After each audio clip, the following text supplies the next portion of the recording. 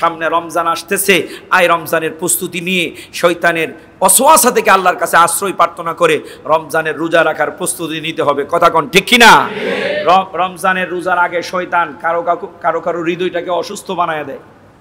এই তুই high diabetes, লিভারের সমস্যা, এই সমস্যা সেই সমস্যা, তুই রোজা থাকলে মারা যাবি। মারবেন কে? বাঁচাবেন কে? হায়াতের মালিক যিনি, মওতের মালিকও তিনি। যিনি আমার মালিক, ওই মালিক হুকুম করছে রোজা রাখার জন্য। অসুস্থ হয়ে যদি মারা যায় তাহলে ওই মৃত্যুটা হবে কার পক্ষ থেকে? আল্লাহর পক্ষ থেকে। ওই অসুস্থ মৃত্যুটা, আমি বলি না যে অসুস্থ এমন হয়েছেন যে মারা যাবেন।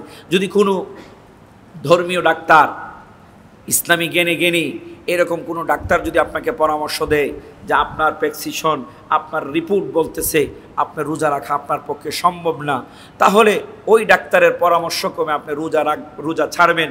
এরপর আল্লাহ রাব্বুল আলামিন আমাদেরকে সুযোগ দিয়ে দিয়েছেন কুরআনুল কারীমে, অসুস্থ অবস্থায় কেউ যদি রোজা ছাড়ে তাহলে সে রোজার বিনিময়ে সে কাফফারা দিয়ে দিবে। কাফফারা কি দিবে?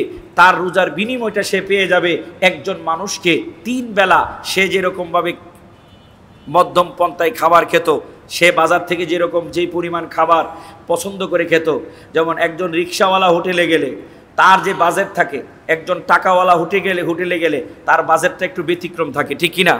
রিক্সাওয়ালা চিন্তা করে 100 টাকা আমার কমপ্লিট করতে হবে, আর একজন বাজেটওয়ালাকে এই ভর্তা কি আছে দে, এরপরে মাছ কি ফ্রেশ আছে এইটা দে, গুস্ত কি ফ্রেশ আছে এইটা দে।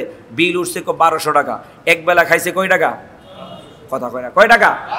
ঠিক আপনার চিন্তাটা যেরকম 1200 টাকার, এরকম চিন্তায় আপনি একজন লোককে 3 বেলা খাবার খাওয়াবেন মধ্যম পন্থা অনুসরণ করে। 3 বেলা খানা খাওয়াইতে যেই টাকা খরচ হয় ওই টাকা প্রতি রোজার বিনিময়ে তাকে দিয়ে দিবেন। আপনি সুস্থ হলে আল্লাহকে বলবেন, আল্লাহ তুমি যদি আমাকে সুস্থ করে দাও তাহলে আমি এই রোজাগুলার কাজ আদায় করে নিব, আর যদি সুস্থ না হয় তুমি আমাকে ক্ষমা করে দিও।